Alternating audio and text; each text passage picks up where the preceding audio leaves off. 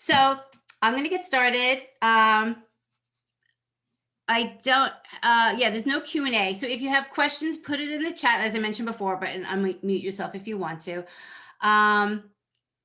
Tonight is about merit scholarships. I've actually done this now. I think this is like my 4th time, which is fine. I like doing it, and every time I get slightly different questions, and I'm figuring out how to get through the material faster or more efficiently. So I'm happy to keep doing this as many times as people need it or want it. I actually have a presentation, which the first time I did it, and not to scare you, it went for 2 hours, which was, I know, way too long, but people stuck with me. So, and I just didn't realize how much I had put into the presentation. So I'm gonna actually kind of try and cut it in half. I'm gonna start halfway through it to get to the more important pieces. And then if we have time, I might backtrack. But I wanna kind of get to probably what's most important for everybody tonight. And then, we can fill in with questions. So let me share my screen. Sharing it. Okay, you guys see? Merciful heavens. Okay. Audio. So if you can just mute if you're not asking a question, that would be great. Okay, I'm just getting my chat over here. Okay, so I'm actually gonna skip ahead, as I mentioned, so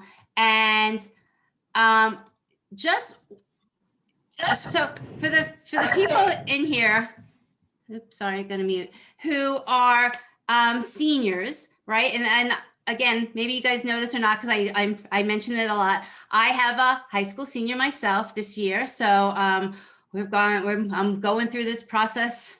This is my 3rd time, but I'm going through this with everybody here tonight. And even though I've been through it 3 times, every time has been completely different. It's been completely different because of the actual child, but also you wouldn't even believe, and it would be a whole nother presentation.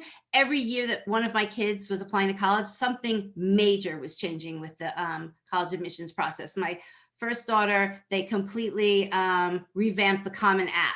And honestly, it was a disaster. Students were submitting their essays, they were getting lost. It was just like craziness. And then my second child, they revamped the SATs. And I thought, okay, by the 3rd one, I kind of have this in the bag. Besides just kind of, being in this space, I figured we knew enough. And then of course, you all know what's happening this year. So I don't need to tell you anything more. So, okay, let's get back. So tonight is about college merit aid and how to find it. And for the families with seniors, this is now November 12th.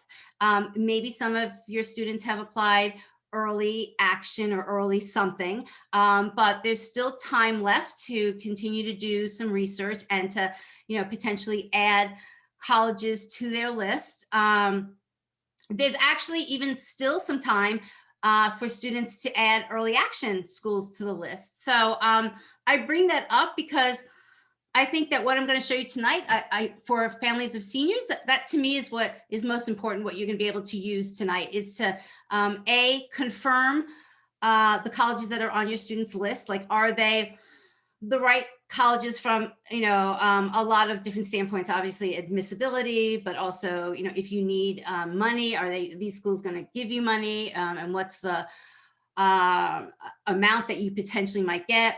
And then also what you can use, what I'm going to show you tonight, you can use is to say, are there, and that's why I titled it like Merit Scholarship FOMO, are there any schools that we missed? Is there any other school that we should be thinking about, that we should put on the list for, again, a various number of reasons? Maybe you want another safety, maybe you want another, what I call, financial safety, where it might come in to be more affordable. Maybe you want another school that on the list that has the potential of giving your child merit scholarships.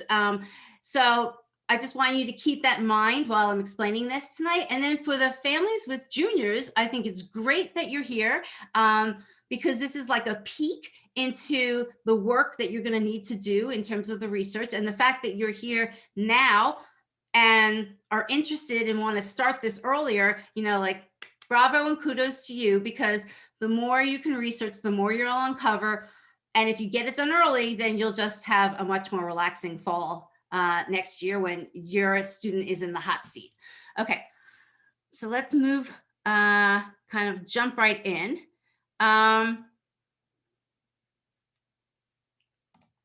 So I'm going to start here, just with the phrase. I don't know if everybody's familiar with the phrase enrollment management. And oops, sorry, I just need to let people in. Okay. So, whether they, meaning in the, college world or in admissions, like to admit it or not, colleges are a business, and kind of like the marketing department of the college is really what now is being called enrollment management.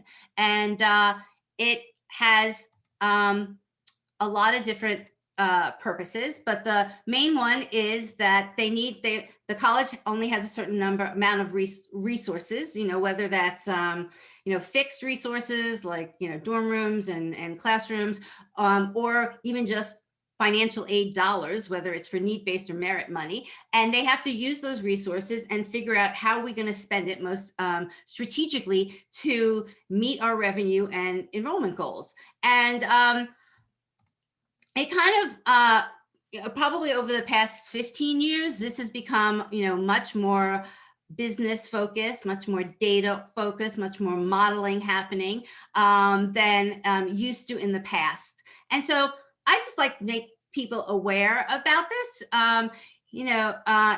There's a lot of objectives going on, on the college side. And the thing that I kind of is a pet peeve of mine is all the different kind of behind the scenes connections of companies that you may not even realize are connected. So I just give you some examples here. I don't know if anybody's familiar with Hobson's. Hobson's is a big educational company. They have a lot of contracts with school districts, and lo and behold, they own Naviance, which makes a lot of sense why Naviance is in a lot of public school districts. They also own College Confidential. So not that College Confidential, is a big data gathering source, but it's just kind of interesting where they have their fingers in. And then another company is Raise Me. I don't know if you guys are familiar with that. I can talk about that later, but they were recently acquired by a company called Campus Logic that does a lot of the net price calculators for schools. So there's a lot of like, I don't know, maybe just a lot of connections going on behind the scenes. And so the reality is that college admissions and enrollment management is also very, data intensive, and they are capturing data wherever they can on your student, on your family, and that information is used somewhere in the process. So probably not a surprise, but I just kind of like to make people aware of that. Okay, so how do you find merit aid? I like to say that it's actually really, when you kind of understand the game, so to say, it's really not that hard to find the colleges that are going to offer your student merit scholarships. You just have to understand the process, you have to understand the data, and you have to understand how to pull it all together. And to me, that's part of taking control of this process. So as a parent, when you start to understand, how things work, how the colleges are thinking, and you have a better grasp on the process, and then you don't feel as overwhelmed and lost with what's going on. So the other thing that's kind of going on in this space is that there's also what I believe is an imbalance of information, and particularly families with seniors, you're probably feeling this, right? I mean, if you're filled out any of the financial aid forms, FAFSA, particularly CSS profile, it is like a financial colonoscopy, right? I mean, you are just have to kind of keep giving so much more and more information about yourself, and you kind of think, I'm giving out all this information and that about my family, about my finances, about my student, about his, his or her academic life. And I'm scrambling to find out information about the colleges, right? So there's definitely an imbalance. They know a ton about your student and you, and you're kind of like, hardly getting the information you need to make a good decision. So that's not a great situation to be in. And that's kind of what's part of my objective is in developing some of these tools, is to try and level out that imbalance and give parents more control and more information and more data so that they can start making better decisions.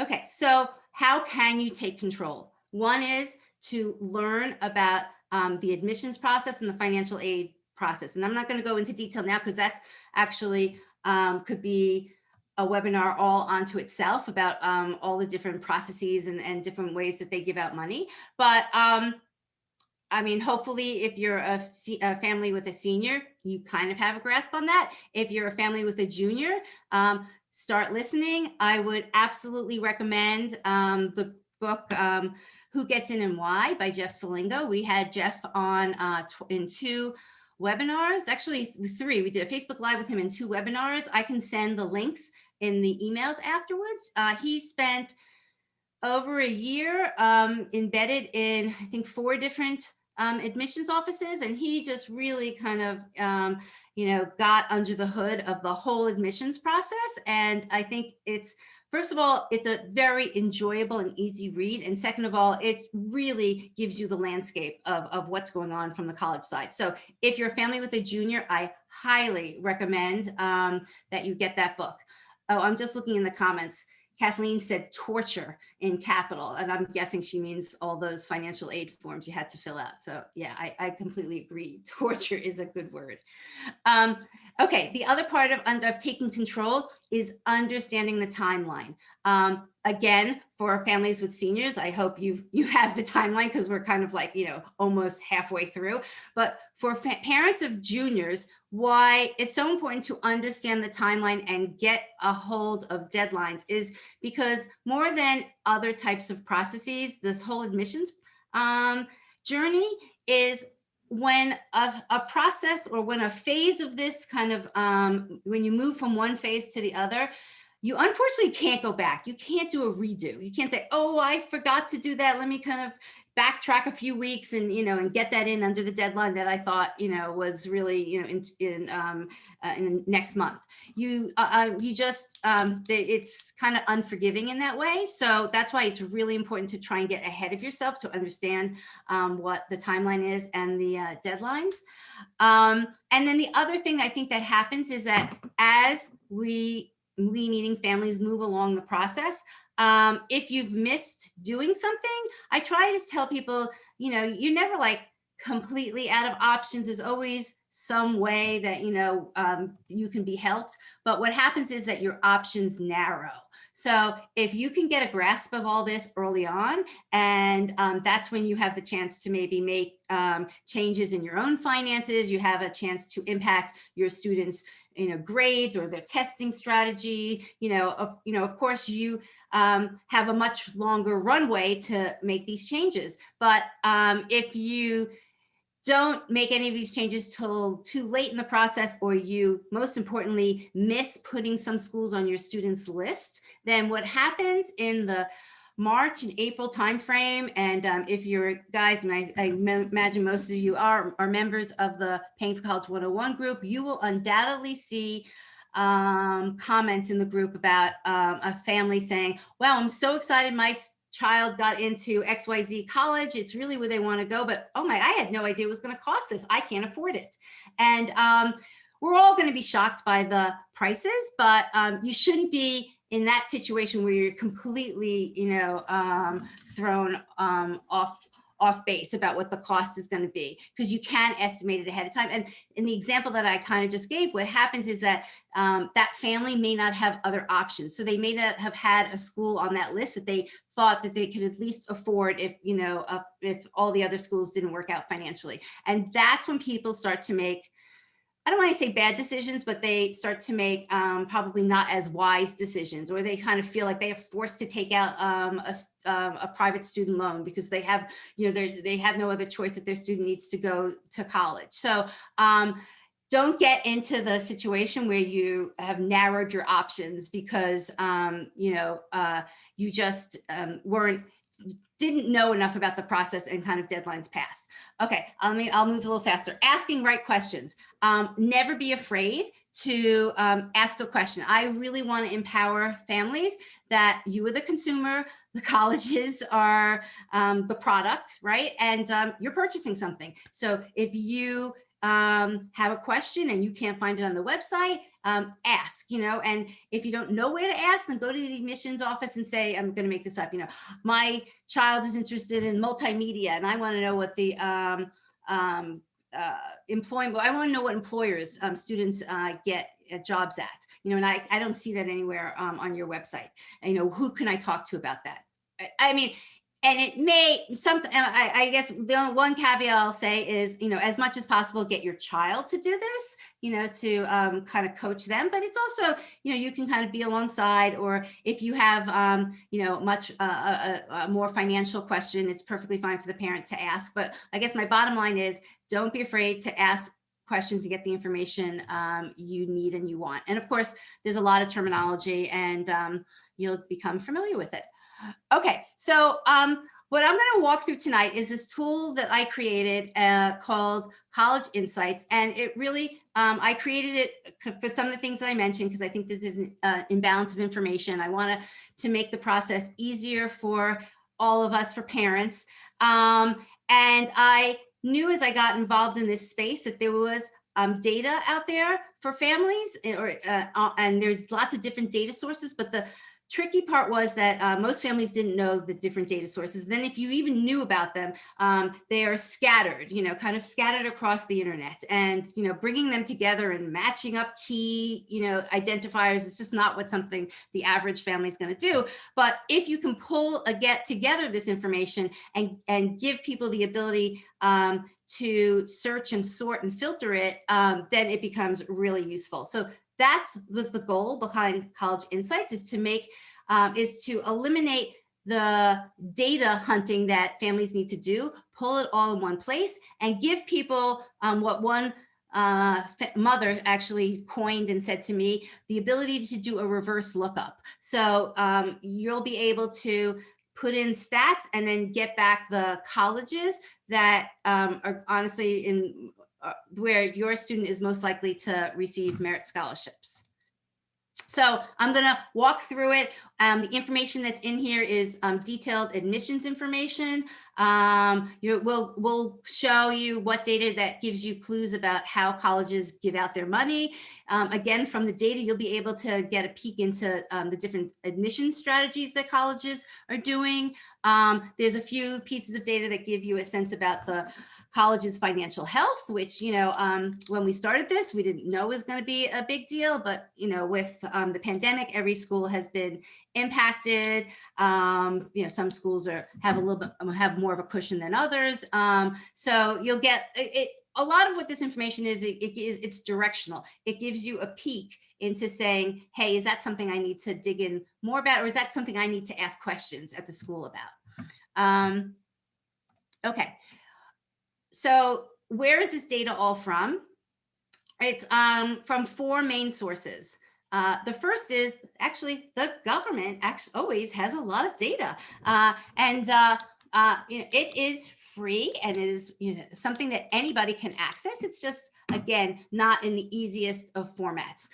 So the data is called IPEDS, just if you want to know the term, and the government actually has 2 consumer-facing websites that use that data. One, and you might be familiar with it, one is called College Navigator, and the other is called the College Scorecard. They're actually pretty good. I just personally don't think that they pull in all the information that families should be looking at, but they're decent.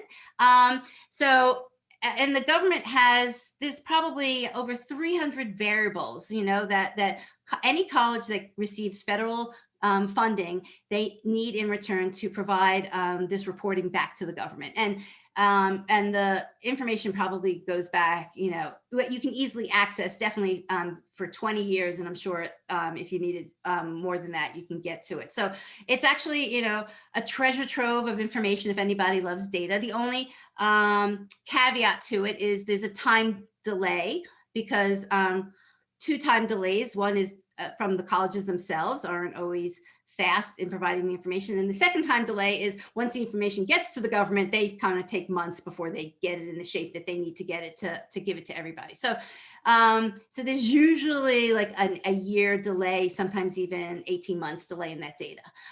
The second data is called the common data set. And people, you might have heard that term. That is the data that actually drives, fuels, whatever you want to say, the U.S. News and World Report rankings. And it is kind of what the term says.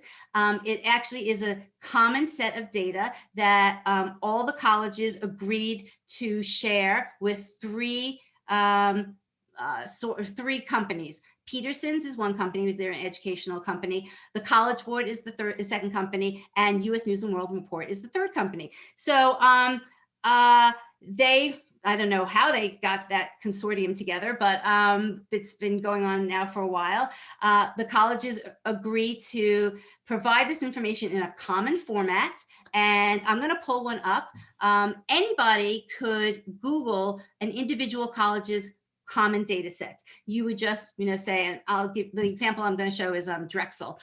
You would just say, you know, Drexel common data set, and it will bring you to the page on the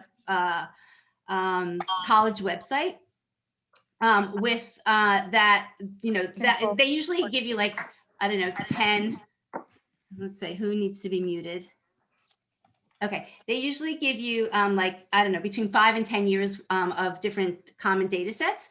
And I highly encourage everybody to pull one up, because there's a lot of interesting information in there. I use some of the information, but not all of it. And it's definitely worthwhile on the schools that your child is seriously thinking about. Pull them up and kind of, you know, go through it. You'll see some interesting stuff, and I'll pull that up in 1 second. Actually, here, I'll go to it now. So,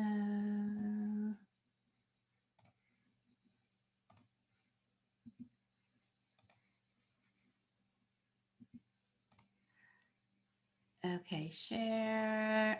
Okay.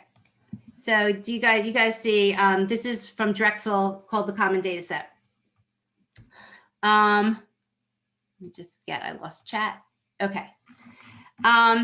So I'm just gonna pull up the first year, well, I mean, the most recent year, oops, which is 2019 to 20. Can you guys see this, or do I have to reshare the screen? This is now a PDF. We can see it. Great, thanks. Okay, so this is literally the format that you will see at every school. Section A is the same, literally it's like the exact same format. The only difference is that some schools will give it to you in a PDF. Some schools might actually give it to you in an Excel file, but it looks, you know, practically identical. Oops, if you scroll through, you know, I'll just highlight some of the interesting sections. Section B is all about the undergraduates, you know, who came last year, who's coming back again, the breakout by ethnicity, you know, if that's important to you. It goes into detail about who's getting federal Pell Grants, who's getting subsidized or unsubsidized Stafford loans.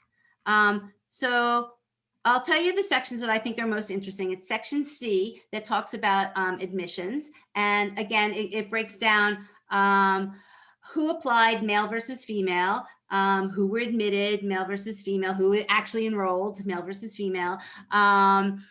And this section here, and I know, let's see if I can enlarge it a bit. Oops, wrong place to enlarge, hold on.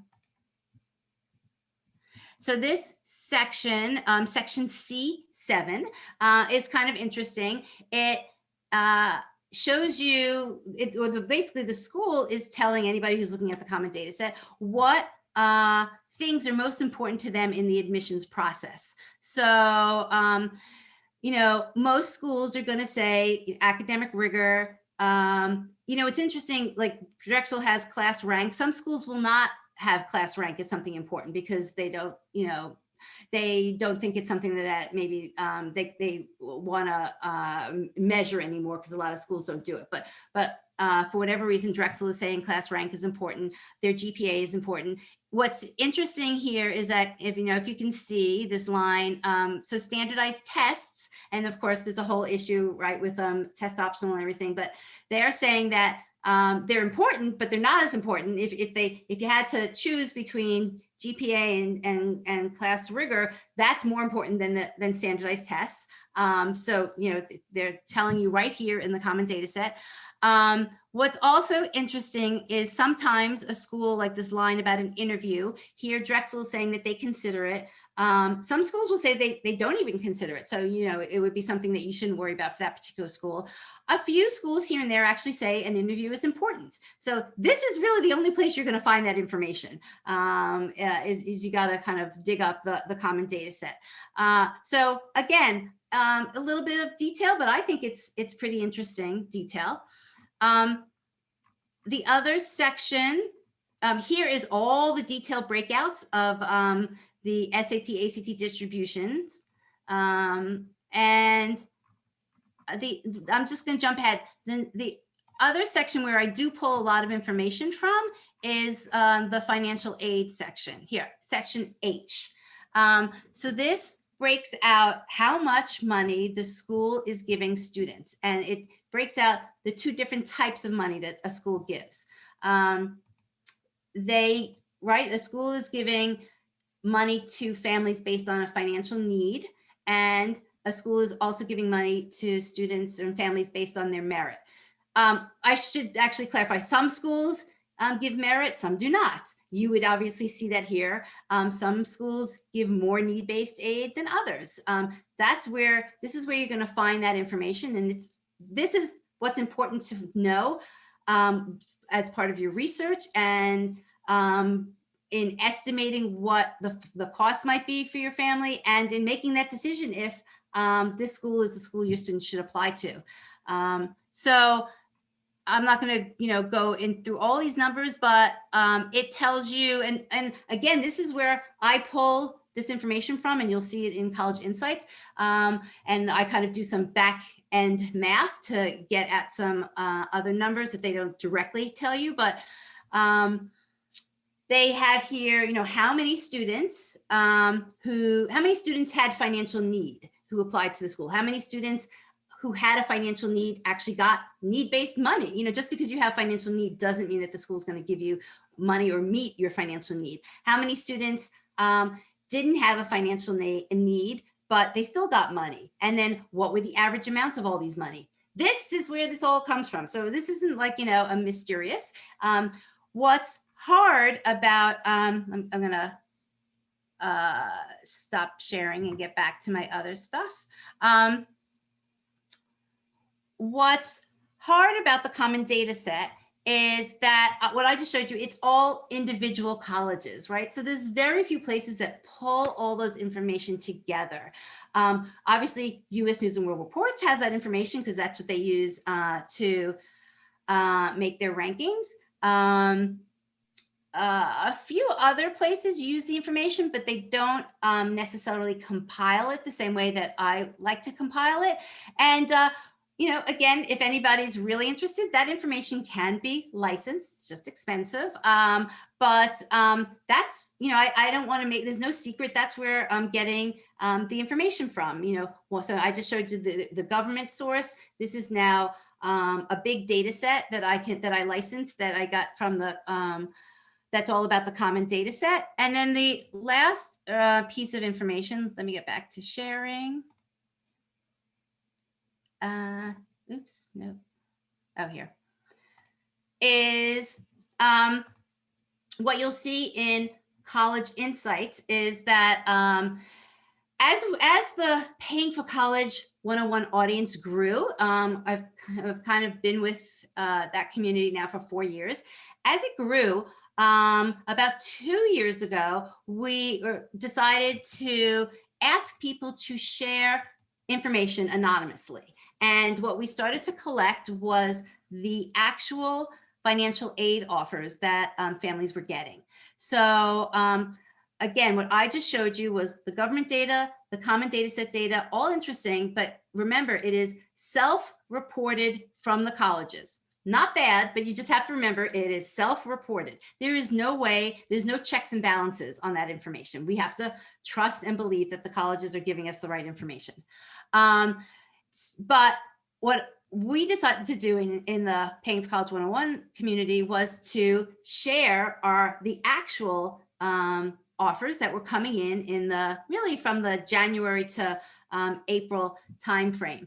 And the first year, we started collecting them a little bit. Last year, we collected a lot of offers. And this year, I shouldn't even say the word collected, I'd say crowdsourced. And this year, we are improving the process and really want to, kind of go in at gangbusters and crowdsource as much as we can.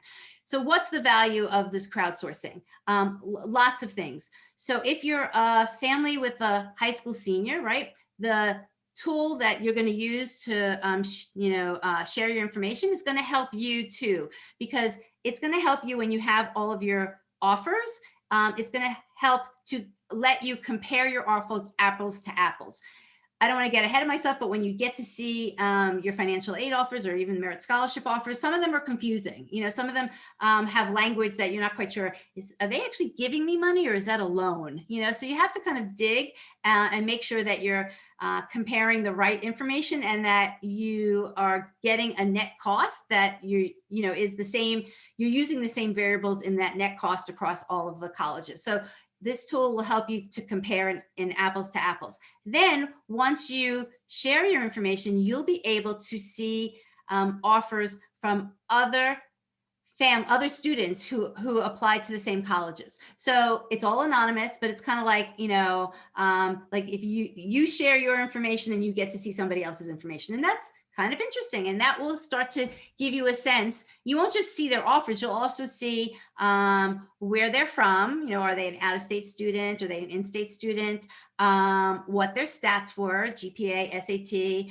How did they apply? Did they apply early decision, regular decision, early action? And so again, I don't want people to think it's scientific, it's really a directional, and you'll just get to gauge and say, hey, like my student is very much like that other student and they got, $5,000 more than we did. So maybe we should, hold out and try and see if we can match that and get some extra money.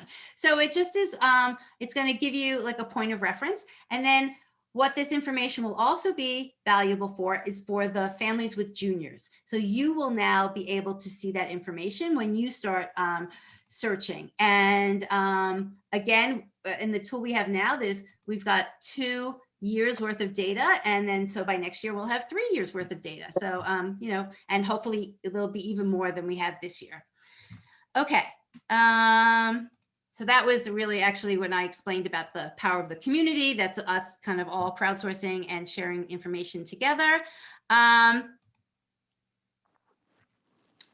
Let me just say this one thing, and then I'm going to go bring up the tool and we're going to do some tests. So how can you increase your students' chances of receiving merit aid? It's a little late for us seniors. The only thing at this point is you can be strategic about how you choose your schools. But again, for the families with juniors, maybe there's even some sophomores here. I'm sure that there are. You can use College Insights to kind of see, you want your child to be in the top percentile for whatever school that they're going after if you want to get money from that school. So the schools are using the money, obviously, to attract a student that's probably at the higher end of their academic spectrum. And they're, it's kind of like, using honey to attract bees, honey to attract bees. So, or I don't know, I'm sorry, I'm getting that wrong. So if you can see this data now and your student is a junior or a sophomore, then you can say, hey, I got to get that GPA up, or if I'm going to take tests, I got to get in this test range to make myself more attractive to that school, so that I will either put your student in the running for getting merit scholarships, or even put them in the running for getting kind of one of the higher level of merit scholarships. Okay, let me share one more time.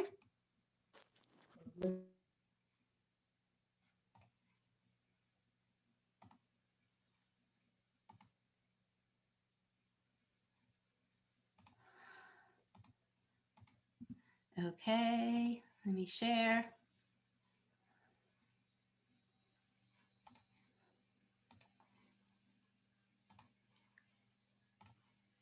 Okay, so I'm just going to put this link in the chat.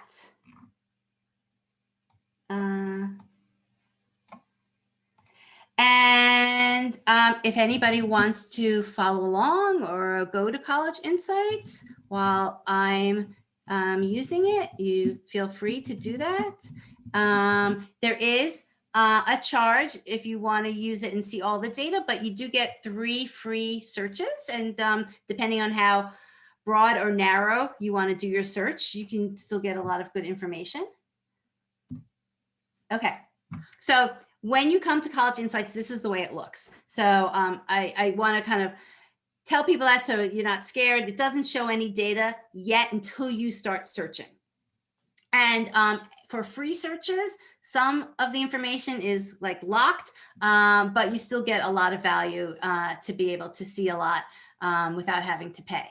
So I'm going to just actually log in so we can get started. But again, if you, and I can't even show you the 3 free searches because I've used this too many times, and so I've used up my free searches. But you know, you'll be able to you'll be able to either search individual schools or do like a full reverse lookup. Okay, let's give this just a minute. It's going to load all of this data. I'm just looking at people's questions as we're waiting. Yes, so I'm glad people answered other people's questions. And so Rebecca, thank you. If anybody's interested in the common data set for a particular school, just Google the name of the school and the words common data set, and it will bring you to the the page on the college's website. Okay, so here is the full table of data that's in College Insights. You'll see it's a little over 2,000 schools. Oh, so Janet's asking what's a reverse lookup. I will explain that.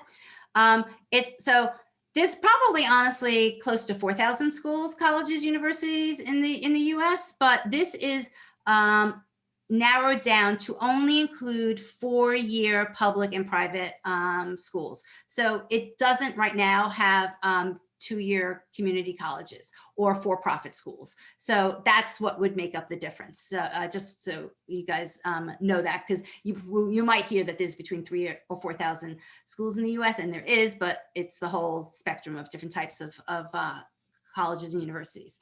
So there's 2 ways to search. The top section here, which says search for a specific school, is this would be great for seniors who already maybe have a list of schools. You can type in, you know, a specific college name. Again, just, I'm sorry, sticking with Drexel, just the Philadelphia schools. I'm going to put in Temple. You can, whatever, make this list. I'll put in Villanova, however long you want. And you can, you know, create a specific list of schools, hit search, and then information just for those schools will show up, and you can scroll across and you can compare. Again, I think this is great if you already, your student has an existing college list and you just want to confirm things. It's also good for juniors and sophomores if there were particular schools that your student, you know, just has in their head and they want to learn more about it. You know, this is the way you would do it. I got to tell you that for my middle daughter, and this is before I had created this College Insights, but I had an Excel spreadsheet version of this. And what I like to tell people is, data doesn't lie. And particularly with your students, it's a great way of either helping them to see where there are possibilities, or maybe kind of, telling them what they think is possible isn't. So here's the example. So my daughter was very interested in going to schools in California. I mentioned, I'm in Philadelphia on the East Coast. That's fine. I don't have any issue about wanting to go to the West Coast.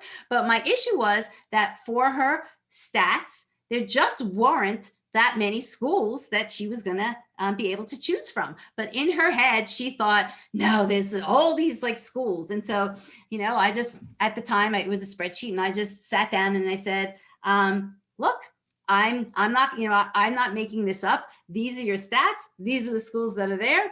You can choose from them, but I can't create more schools than are coming up on this list. So that's just like, a way that you can use this data to help facilitate a conversation that you might want to have with your student. Okay, so the top part is particular schools. The bottom part, and this comes to Janet's question about a reverse lookup. The bottom section here is different preferences that you can put in, and then you will get a list of colleges that match those preferences. So let me tell you the philosophy behind the preferences that we included. It's not that many, right? It's only 1, 2, 3, 4, 5. You might go to other college websites and they have all these other preferences. Do they have a Greek system? Can you live on campus? Can you live off campus? Can you bring your car? Do they have gluten-free, cafeterias? They give you like all those great things to choose from. For the purpose of why we built this, and this purpose is really a little bit more financial, to help people, again, find the schools that are going to give them money, whether it's need-based money or merit scholarships. If you, and you meaning you and your student, narrow your search too early, you will miss schools that might be generous to you and to your students. So to have all those other preferences would just really narrow the results too fast. And so I want to actually give people the option to narrow things, but not too much, so that you can see what the possibilities are, and then you can search and filter and take schools out of the list, but at least you've seen them before you've taken them out of the list. Okay. Just going to mute. I heard. Okay, I think whoever unmuted it now muted themselves. So thank you. Okay, so these are just basic preferences. What major is your student interested? These are all the different majors you can choose from. And again, if you have a student who's a sophomore and a junior, you may not know a major, and you don't have to use that preference. You don't have to use any of these preferences. You can narrow things down by location. So there's two ways to narrow the location. One is by specific states, and you can pick individual multiple states, or regions. And these regions are honestly from the government. It's how they group colleges together.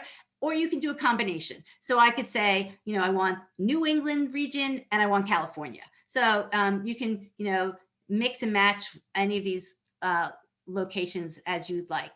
The next area is school size.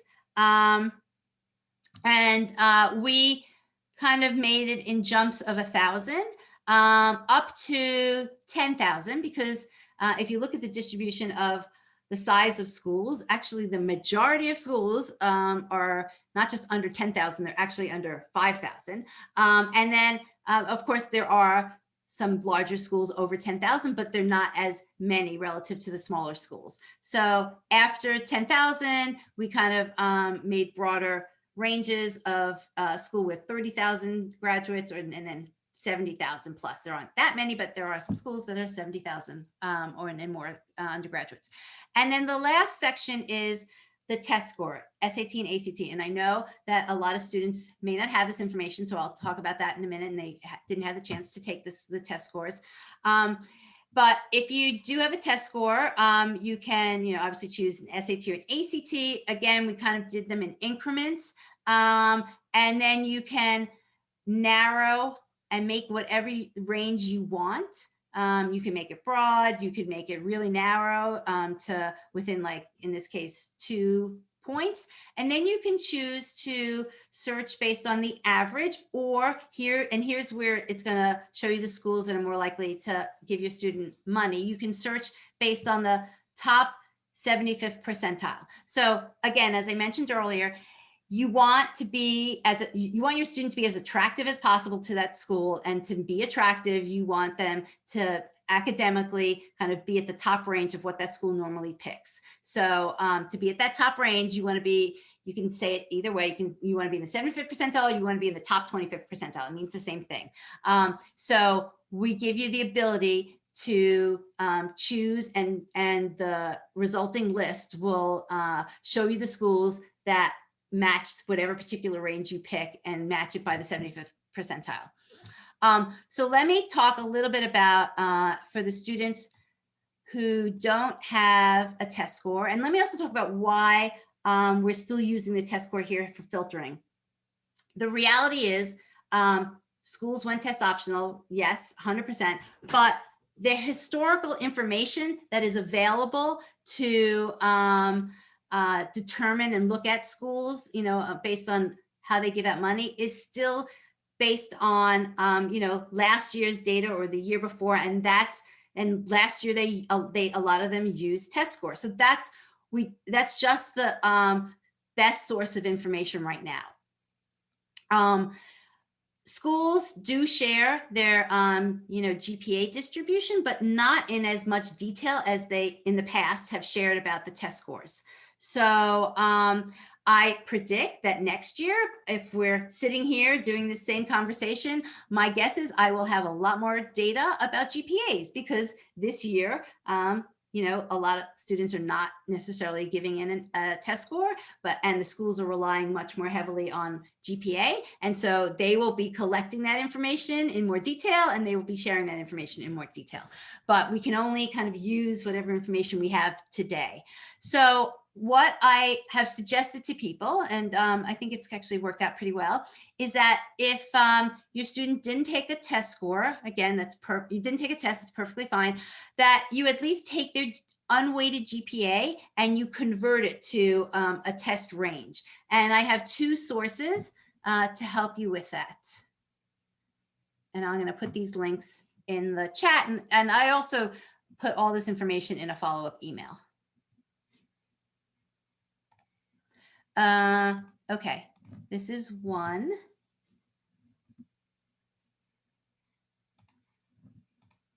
That's one source. And let me get the other.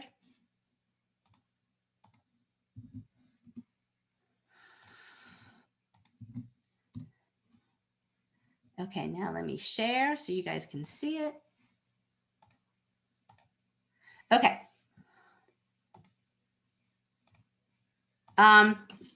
So this is really a conversion table to take to just see where your student's GPA is, and what the majority of students that have that GPA, what they tend to get in terms of an ACT. This particular chart is, kind of very detailed. The other chart, and I would look at both of these, gives a little bit of a range. So again, I wouldn't kind of hone in on one score, as it relates to your student's GPA. I would kind of try and get like a little bit of a range, like maybe, 28 to 30, and kind of fool around, and then you'll see what the schools are that come up. And we do have GPA data, and we just don't have it as extensively as we have for the test scores. Let's see, any questions?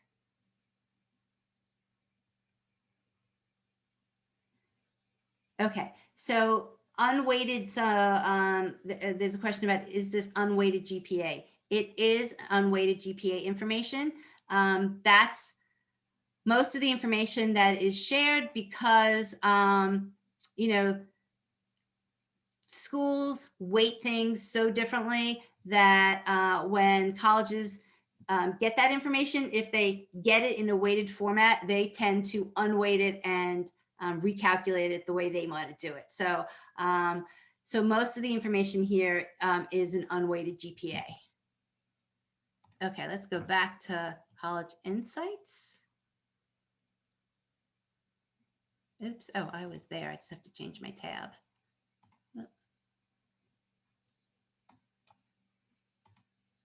Nope, where am I? Sorry. Nope, sorry guys. Oh, here it is, okay. So I have some sample profiles of students that that reached out to me over the past few weeks. So I'm just going to use these guys as samples to show you how I use College Insights and how you can use College Insights. So Kate is asking, are there any GPA to SAT conversion tables? There are.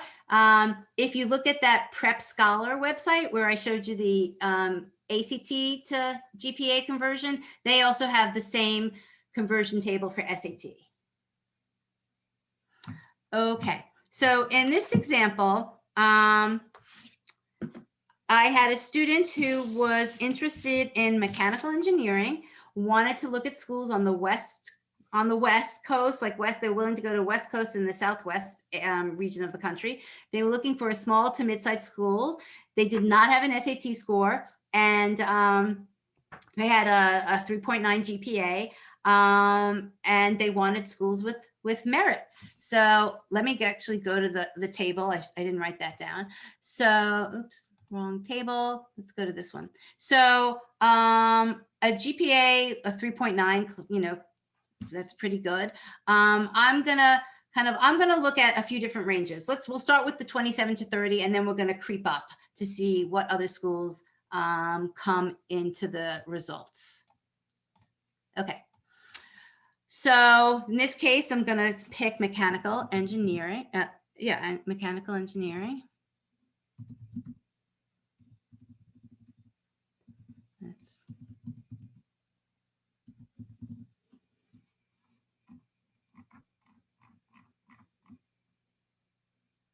Okay, there it is, mechanical engineering. They were interested in the far west, and I'm going to put in Southwest. They said small to mid-size. They didn't really give a specific number for the school size, but I'm going to kind of like say under, I guess like 10,000, or we'll say 8,000. And then we'll fool around with the different ranges, but let's start with 28 to, let's do 30 to 26. And I'm going to leave it at the top of the 75th percentile, and we'll see. Ooh, okay. Only 2 schools meet that criteria. Obviously, probably the major is having a big impact here. So I'll also give you a quick tour of what the data is. So this first column, type, is whether it's a public school or a private school. The public school is by the icon with the columns. The private school is with the little price tag. So again, any of these columns you can sort them ascending or descending. Obviously, in this case with the type, you would be grouping together private and public schools. State, that's self-explanatory. This is the region. The number of full-time undergrads we've broken out because in some cases it's you'll see that there's an advantage or disadvantage depending on what the male versus female breakout is. And so, of course, these are more STEM-oriented schools. So LeTourneau University is much more heavily weighted towards men. So if obviously you were female, you might have a little bit of a better advantage applying there. There's information on the student faculty ratio, which really just gives you a sense of the school size, the class sizes.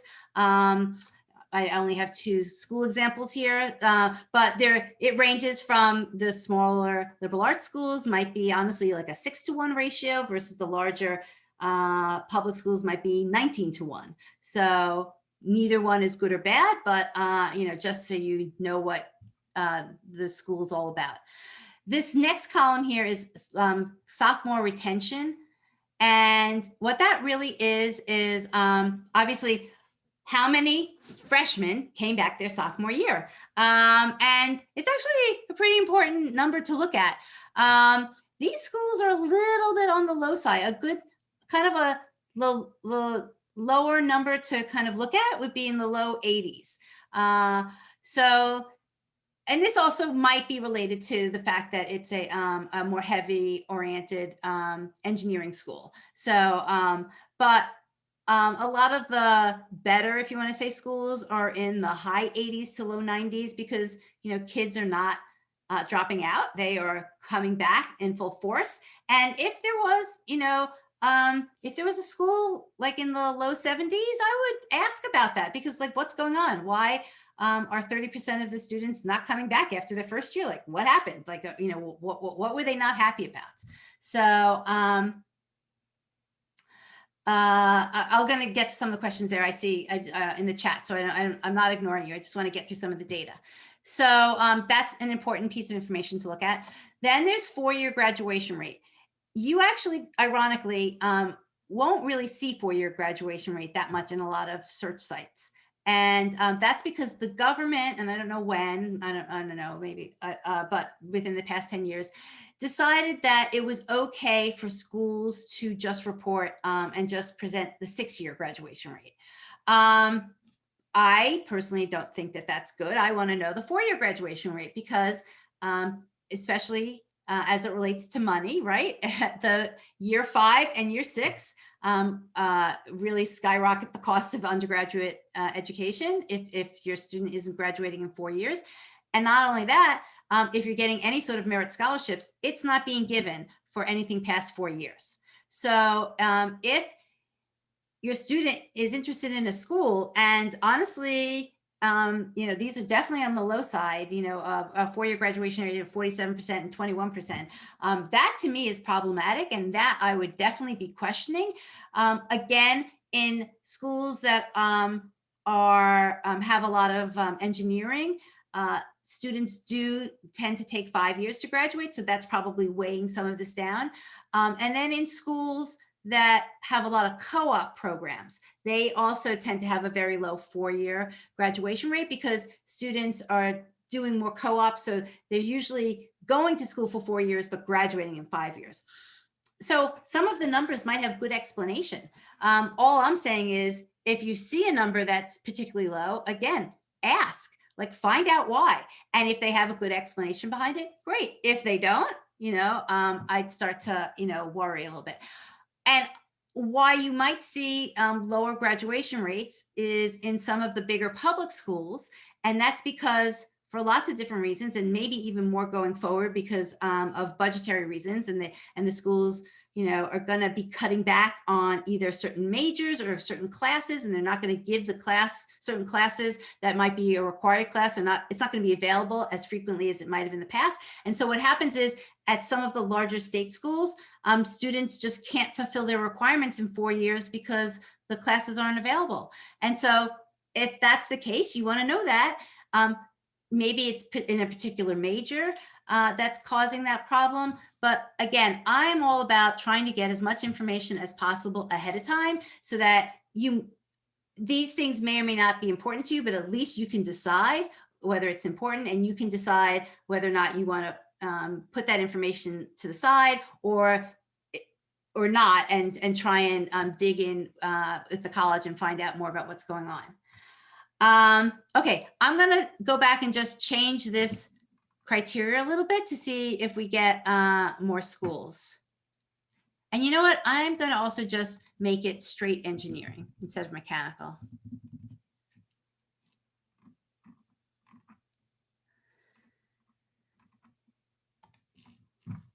Okay, now let's search.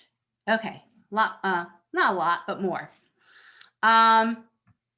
So let's scroll a little bit further on. And the other, here we have information related to the test scores. So here's the average, here's the 75th percentile. Oh, I think I actually passed over the GPA. So here's where I would, be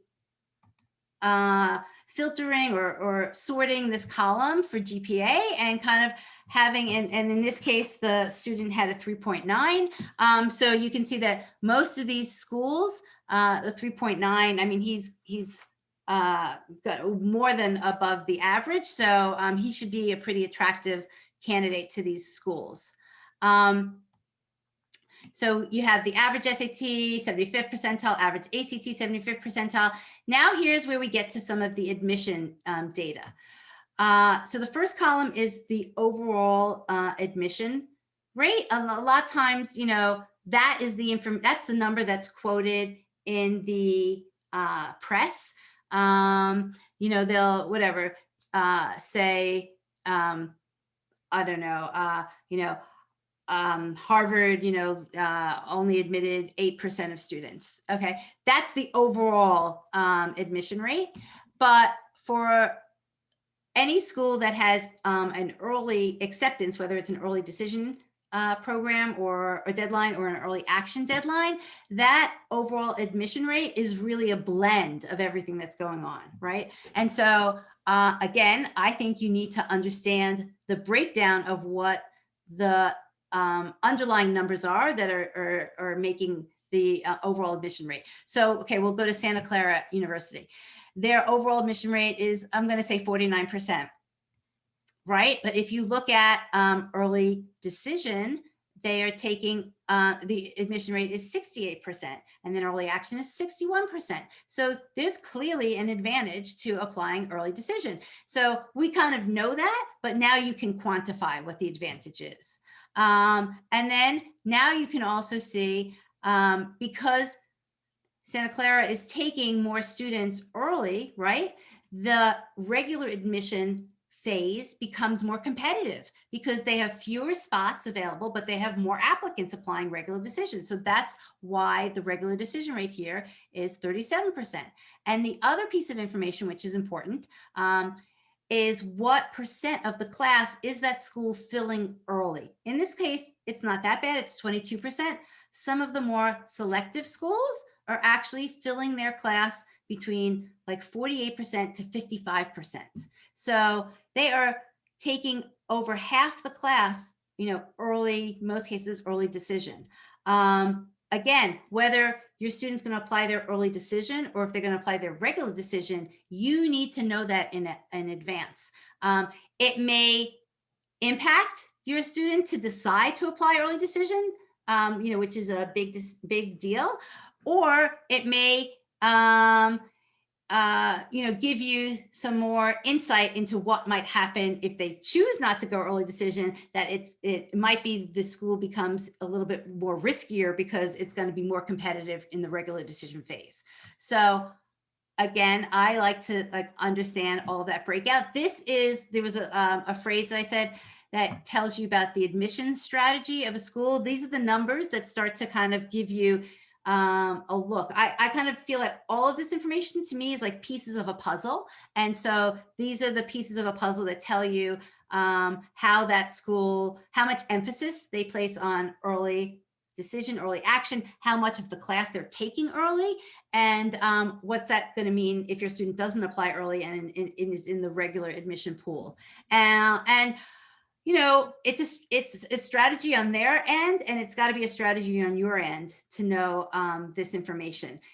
Clearly, schools that are taking a big chunk of their class early decision, early action, are doing it for a number of reasons, but probably the primary reason is, honestly, and this goes back to my first slide when we talked about that colleges are businesses, they are securing their revenue, right? So students that apply early decision are making the commitment, really families are making the commitment that if they get accepted, they are going 100%. So they are going whatever, regardless of what the cost is, regardless of what financial aid that school is giving. And so from the college's perspective, sure, it's better to admit more students early because they have now guaranteed their revenue, right?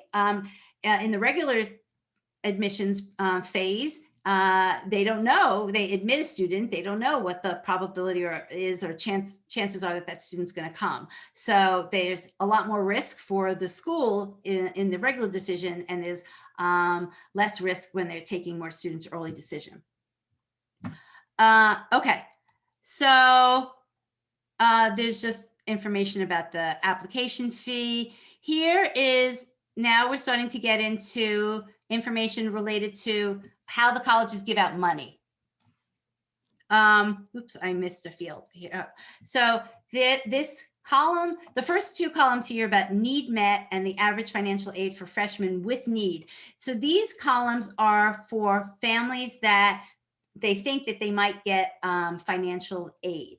And the way to have a gauge about whether or not you're going to get financial aid is you need to have done your EFC, or you've done your FAFSA and you see what your EFC is. If you're a family with a junior, you're not going to have actually filled out the FAFSA yet. There used to be, and this is just mind-boggling to me, the government had a tool called the FAFSA forecaster, so you could actually forecast what your EFC would be. And as of January of this year, and I really don't know the rationale behind it, they took it away. I don't get it. But so that tool is no longer available, but, and I will put this, I actually forgot to get the URL right now, but I'll put it in the email. We have a member in the Paying for College 101 group.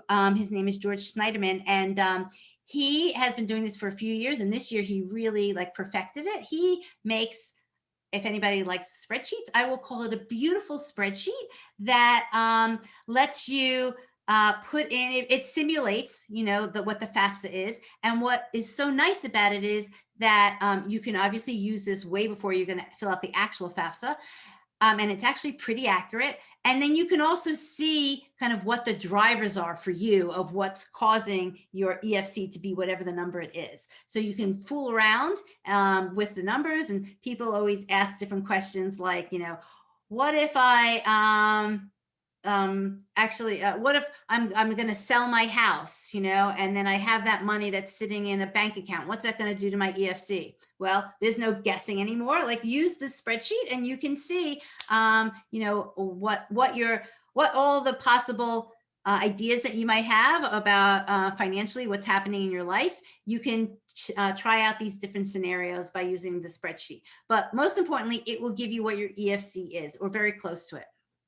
And to determine whether or not you have potential to get need-based aid at a college, it's really pretty simple.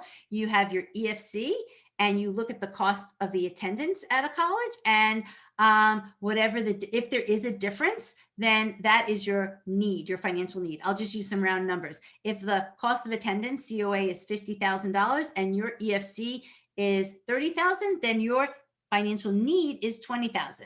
Okay, that's just the start. Now you identified your financial need. It does not mean that the college is going to meet your full financial need. And that's where this number need met comes in. So for example, Le Tourneau University is saying, in the example I gave you, the $20,000, they will meet 78% of that $20,000. So if you have a financial need, they will give you money, but they will only give you 78%. So you have to now think, you have to make up the other 22% of your need plus your EFC. Your EFC, every school is going to expect you to pay. So you have to remember that the EFC is the minimum you're going to pay. And then above that, it's going to be how much of your financial need a college meets. So, Oklahoma Christian University is only meeting 54%. That's not great if you have financial need. It's gonna, yeah. I wouldn't really recommend if a student needed, need-based money to go to that school, because they're just not going to be helpful. So you can see there's a big range. Oral Roberts is 98%. It's going from 50% to close to 100%. And of course, all of the most of the very, very selective schools, all the Ivies and kind of the schools of tiers underneath that, they usually meet 100% of financial need. So that's why those schools are so generous and attractive for a high performing student who has financial need. Those are obviously great schools, because if your student can get into it, and if your family has financial need, probably all of that needs are going to be covered. But those same schools that are so generous to the families with financial need also tend to not give out any merit-based money. So it's most cases, it's if they are very generous with need-based aid, they're not giving out merit-based money. And this goes to this concept, if anybody, again, read Jeff Salingo's book, Who Gets In and Why. I think somebody mentioned it up here, something about a buyer school. So Jeff came up with this framework called sellers and buyers of types of schools. And I actually always get it confused, so I have to think about it before I say it. But basically, a buyer school is using their money, using their merit-based scholarships to buy the students to come to the school. A seller school usually has a brand name, and they don't need to use their money to attract the students. But that's kind of the framework that he came up with. So moving on, this column called crowdsourced offers is the offers that I mentioned where people shared over the past 2 years. So we broke them out so you can see the offers that are just for need-based situations, and then for merit. So here we'll go, and you can see, depending on the popularity of the school, some schools we only have one offer, other schools we have multiple offers. So we'll go to Abilene, and here's an example. So last year, 5 people shared their need-based offers. We group it by EFC, so you should match where whatever your EFC is, if we have some crowdsource information there. And again, for need-based A's, the EFCs are going to be on the lower side. But you go across and you can see what state they were from. Vermont, this student had actually had a very good SAT. They applied early decision, and they got need-based aid. They also got some merit money. Actually, I have to look at this, and I'm going to admit. So I'm looking at this, and I think this actually might have either been a sample or somebody who made a mistake. So that's why I kind of say that this information is directional. It is crowdsourced. We are not verifying the information, but in most cases, people have been truthful. They've just sometimes made mistakes where they've put their information. But it kind of gives you a gauge of, what that school gave out that year. Okay, going to continue moving on. So the next columns, these 5 columns, freshmen without need who received merit money, and then what the average merit dollar amount was, and then the crowdsourced information. So I just walked through all the information related to students who have a financial need. Now this is information related to students who don't have a financial need. So going back to the example, let's say the cost of attendance is $50,000 at a school. So any family that has an EFC of $50,000 and above is not going to have financial need. So the first column is showing what percent of all the students at the school come from families that have, at least that the college has determined, does not have a financial need. And again, you can see a big range. So this to me gives a clue into, honestly, the social economic makeup of the students. So the first school here, it's small. So 28% of students don't have financial need. So obviously that means a lot of the students there come from families with financial need. not bad. It's just giving you, again, like it's a piece of a puzzle as to what's going on at that school. So if you look down this column, there's schools here where, you know, in the 20% of the students don't have financial need, but all the way up to Southern, you know, SMU, 66% of the students do not have financial need. So that's big. So that's saying the majority of the students who are going to SMU come from families that had EFCs that were at least the equal to the cost of attendance of that school or higher. But let's stick with SMU. So the next column says, of the students that did not have a financial need, how many of those students, or what percent of those students, did the college still give money to in the form of merit scholarships? So at SMU, 65% of the students who did not have financial needs still got merit scholarships. That's actually not bad. There'll be schools where, you know, 99% of the students that did not have a financial need got money. And then the next column is also important to look at, and that's the average award, what the average merit scholarship was at that school. So again, I'm sticking with SMU. So we're saying 66% of the students did not have a financial need. 65% of that 66% were given merit scholarships, and the average merit scholarship was $28,000. Not bad. Okay, so remember, this is average. So what that means is that there is going to be students that get less, and there's going to be students that get more. And, you know, I wish that they would give us that breakout, but we don't have that. But what you can kind of now look at is, and this student had like a 3.9. What I would now look at is, particularly for SMU, is I'd go back and look at the GPA. And in this case, the average GPA is 3.6. The sample student that we're working with had a 3.9. So my guess is that would lead you to believe that they will get on the higher end. They will get more than the average, right? Because they're above, you know, the average student there. And so they should probably get more than what the average merit scholarship amount is. You know, I wish we had more specific information, but again, this just kind of gives you a direction of what you can potentially expect. And then honestly, this is where the crowdsourced information kind of comes in.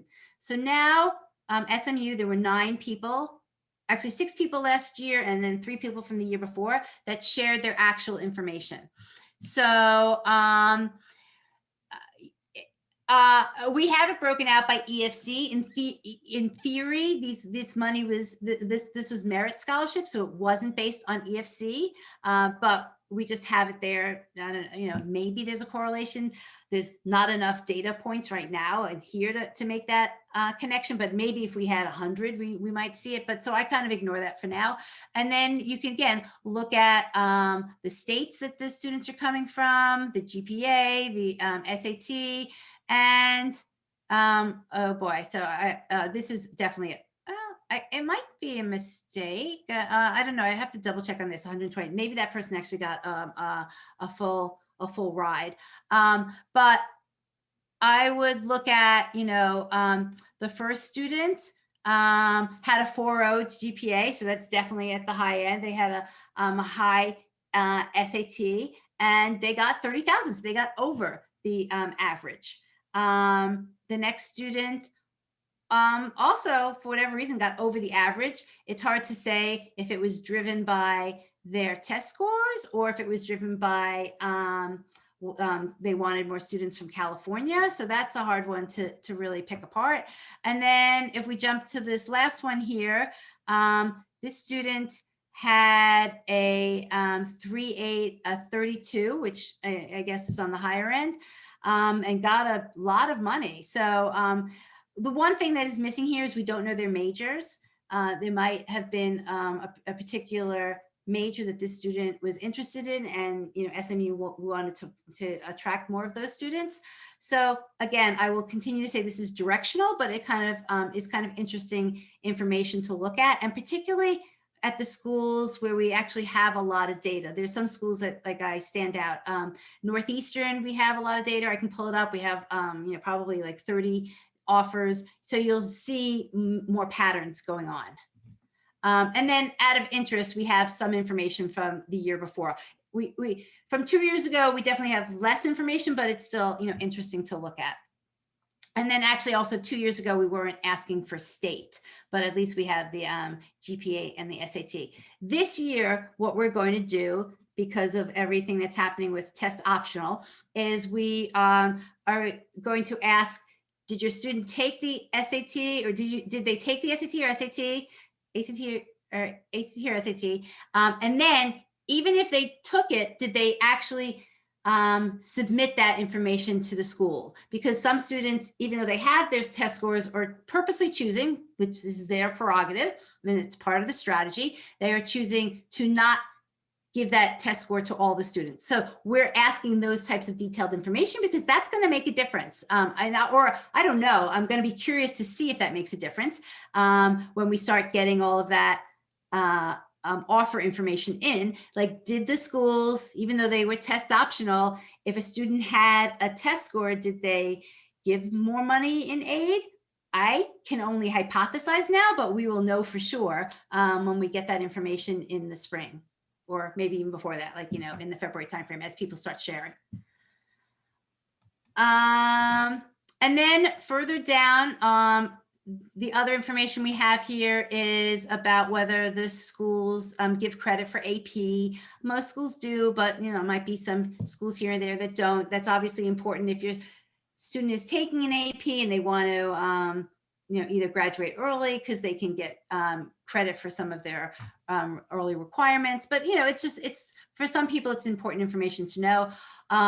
We have information on whether a school has an honors college, honors program. Again, you might want to research that a little bit more. And honors programs, honors colleges may have, I was going to say may, but in a lot of cases, they absolutely have different deadlines for applications, different essays, or might have additional essay for an application. So if your student is some schools, they just look at all the applicants and you're not doing anything special, and they decide, oh, we're going to tell this student that they're in the honors college or this, but other schools do have extra steps that students need to take to apply to those honors programs. So very important to know. That's kind of part of that understanding the timeline, because if you miss that deadline, they are not going to say, sure, send it. If you miss the deadline for an honors program, it's over.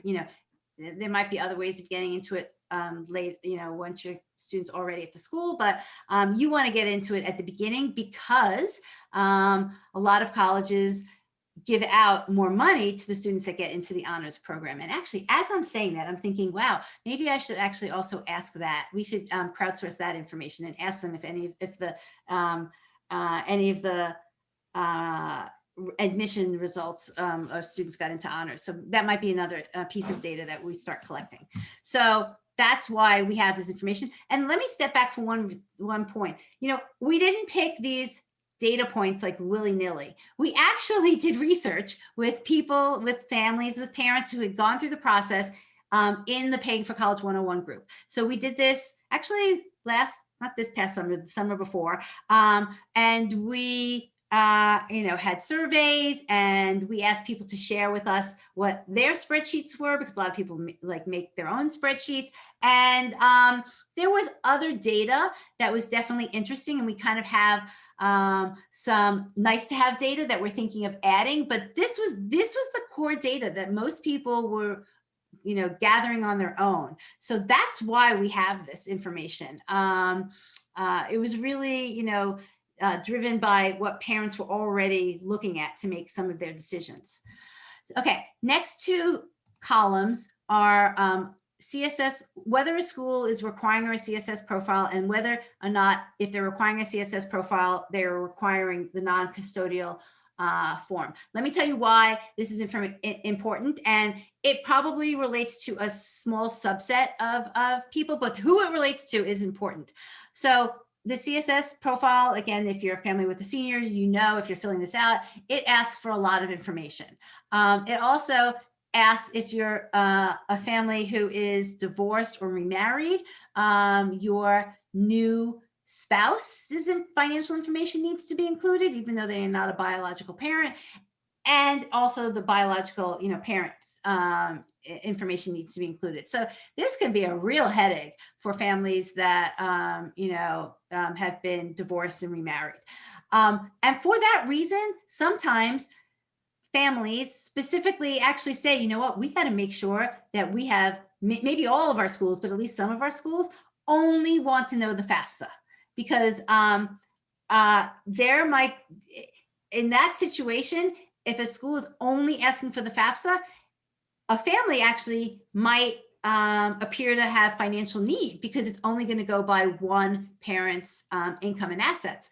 But if that same family is being asked to also submit a CSS profile, they may no longer have financial need. So again, this might only apply to a small subset of families, but if you're that family, I think it's actually important information. And I know I'm not divorced, but if I was divorced and there was a situation where one spouse made significantly less than the other, and that was the spouse that the student lived with, then strategically, that's the spouse who should be filling out the FAFSA. And for that reason, you may only want to look at schools that ask for FAFSA. So that's why we have that information. And again, also, if the school is asking for the CSS profile, there's a small set of schools that do not ask for the non-custodial family. And again, it may be financially advantageous if your student's applying to a school and you know that you don't have to include the non-custodial parents' information. Okay, we finally get to your basic cost information. This is the cost of attendance for the school, in-state, out-of-state. If it's not a state school, this information is the same. And then this information from average net price onward, the breakout by income is actually straight from the government. And this information is helpful if you're a family with an income that falls in these brackets. If you're a family, quite honestly, that has over 110,000 in income, that column is not very helpful. And the reason is, well, first of all, there's a big range of incomes over 110,000. And the second thing is that all of this information is based on families who fill out the FAFSA, right? And so families in the income brackets that we're showing, usually the majority of these families are filling out FAFSA. Families with incomes, maybe not at the 110 level, but could be maybe at the 200,000 or 250,000 and above, those families start to kind of question, do I really need to fill out the FAFSA? Because I know I'm not getting any financial aid. And so there's just a higher percentage of families with higher incomes that choose to not fill out the FAFSA. So then this column just doesn't become as representative because it's not, we're not getting information from all of the families out there. But again, if you're a family that is in any of these other income categories, it's pretty accurate. And then finally, the back here, we just start to include a little bit of information about loans. I like to know this type of stuff to look at, when students, what percentage of freshmen are taking out loans, and then when students are graduating, what's their debt level, right? So this first column is what percent of freshmen are taking in a non-federal loan. So what that means is that, well, majority of students are going to take out a federal loan. That's perfectly fine, right? And that's a whole nother discussion about what the limits are about the federal loans, but basically, freshman year, a student can't take out more than $5,500. And it's highly encouraged that if a student has to take out or borrow any money, that they absolutely borrow the federal money first for lots of reasons. It's going to be the loans that are at the lowest interest rates. And actually, most importantly, it's probably going to be the only loan out there that the student can borrow without a cosigner. So anytime somebody needs to borrow, they 100% should be maxing out the federal loans first. But what this is saying is this is the percent of freshmen that hopefully they maxed out the federal loans, but we don't know for sure. But this is the number of percentage of freshmen that are taking out non-federal loans. And quite honestly, that's usually a private loan. So again, like 4% down here for SMU, that's fine. You know, I mean, that's not high at all. So they're only saying that 4% of the freshmen had to borrow more than the most likely the federal loans. But at Abilene, 20% of the freshmen had to borrow past the federal limit. That is that's again, a little puzzle piece to me that would, you know, I'd be a little surprised. That's not that great. And if you see a number higher than 20%, I'd start to get worried. That means that a lot of students are going to that school and either they are not getting enough financial support from the school, whether it's through merit money or need-based money, or a lot of students are going to that school and they're kind of in over their head and they're being forced to borrow private student loans to attend. So that's that column. Again, then we have the average dollar amount of what that loans is. And then the next column is when students graduate, how many of those students are graduating with any type of loan. So, and then what the average loan amount is. And then finally, endowment per student gets at that kind of financial health metric that I kind of mentioned earlier. Obviously, a school that has a higher endowment per student, the more cushion they have as you know things go financially astray. So well, look, I mean, you can just look at these numbers and there's a huge difference. SMU is $147,000 per student in their endowment. Obviously, they are kind of pretty comfortable. Santa Clara is pretty comfortable, you know, but now we're looking at, I have to admit, don't even know this school, George Fox University only has $6,000 endowment per student. So if something goes wrong, they're not pulling much from their endowment to cover any financial issues that they have. You know, I wouldn't make a decision solely based on this number, but I would look at it and especially again, what has happened this year with the pandemic. I would, you know, I would do a little research on any school to see, you know, what's happened with layoffs or you know, it's happened at all the good schools, you know, so it's happened across the board. I would look and where you'll get this information, obviously there might be, you know, news articles. It might actually be, I love looking at the social media of the college because that's where people will talk about, you know, oops, sorry, this is bug. You know, you know, the adjunct professors were furloughed, you know, that you'll get that information usually on Twitter, sometimes on LinkedIn. And the other thing I would look at is, are they closing majors? They are definitely, schools are definitely deleting sports. I mean, at all schools, you know, I can't remember exactly what it was, but every one of the Ivy League schools, you know, reduced the number of sports they have. So it's, you know, that's kind of that was a big deal.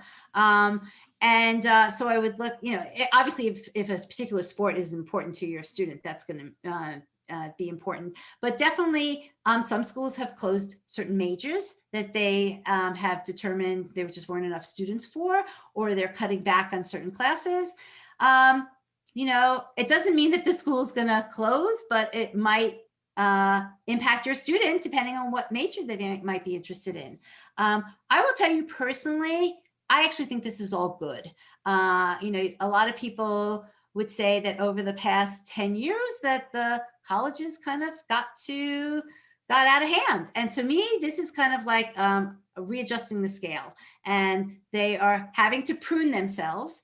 And maybe that's okay. Maybe what will happen is the schools that can prune themselves effectively will be stronger, and they will just be, you know, I mean, it's the survival of the fittest. And the schools that come out of this, they may be not maybe, there will definitely be schools that close, but the ones that survive might end up being stronger and better. So, you know, there might be a silver lining to all of the financial changes that are happening. Okay, so that's kind of all the data. I'm going to go back and I could do another search, but I'm also going to look at some of the questions. Okay. Let's see what we got here. Oh, okay. Dana says, do you apply for merit scholarships or do the schools offer them to the students based on stats? Really good question. I hate answering this way, but this is the reality in the world of college admissions, is that it depends. It's a horrible answer, but that's an answer that is given to many. And the reason why it depends is because it's kind of every school can do to some extent what they want. I would say that the majority of schools are just looking at all the applications and giving out merit and making the determination about who they're going to give merit scholarships to based on just the applications that come in. But there are definitely schools that you have to apply to. And that's why it's so important to dig into the information and really look on the website. And again, I mentioned I have a high school senior and I spent a ton of time of the past few months looking at college websites. Some are really good, some are horrible. And they're really frustrating. And so if you don't find the information there, it might be there, but you can't find it because you gotta admit that some of these schools, you know, they're just not doing a great job with their website. I would ask, you know, just confirm with admissions and say, hey, are there any scholarships that my students should be aware of that have a different deadline or have a different application that or essay that needs to be filled in? You know, I realize there's one other little piece of information that I forgot to point out to people. So there's this column called Merit Scholarship Categories Offered. This was just our way to take a quick stab at the different types of scholarships that school has if they are, you know, naming their scholarships. So some schools name them. But what we also did is we were able to hyperlink the URL from this column to go to the page on the school that might talk about the merit scholarships. So this is, again, just a way to save people, you know, time so that they're not searching. So let's see, I think, so this is right, Santa Clara. And so we clicked on it and that now brings me directly to the page on the Santa Clara website that talks about their scholarships and grants. So Dana, to your point, now, you know, you might, all the schools that you might narrow down to, you should just click and go check on their scholarship page and see what they say about what's required or what's not required in terms of making sure your student can be reviewed for those merit scholarships. Okay. Let's see another question. Are colleges going to be suspicious of students with a very high GPA, but who apply test optional? Not at all. I don't think so. Not at all. In fact, actually, that student has a pretty good advantage this year.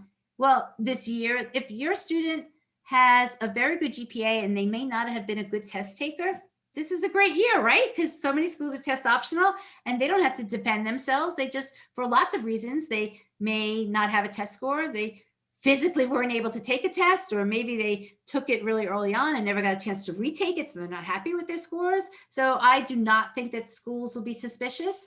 It actually is a good opportunity for the student that has a great GPA and either doesn't have a test score or doesn't test well. And then the rule of thumb, this is a rule of thumb that, you know, people have been going by. If your student does have a test score, and you want to decide whether, or they want to decide whether or not they should send in the score, I would absolutely look at that test score relative to the information here, relative to the average and relative to the 75th percentile. absolutely. If they have a test score and it's in the 75th percentile, of course, send it. If they have a test score that's close to the 50th percentile, I think that's still okay. If it's less than the 50th percentile, I would not send the test score in. So that's just my opinion. But you know, you can ask other people, but you know, I would just think at each school whether or not it's the appropriate thing to send your students, and your student should think about it too, about whether they want to send in their test scores. Okay. So Candace asked, can you compare this tool to others like the College Board search tool? Great question. So the College Board search tool is called Big Future. And here's how I think it's different. Actually, I mean, as I mentioned earlier, the College Board is one of those sources that gets all of that background common data set information, but they don't show it all. So I personally think that that there's pieces of information that is valuable that for whatever reason the College Board chose not to show, or they didn't do the calculation to get to the good piece of information. Like, quite honestly, I'll tell you that you know, the breakout of early decision rates and early action rate, it's not hard math, but that was the, you know, we did that math, and that is not information that's on the College Board site.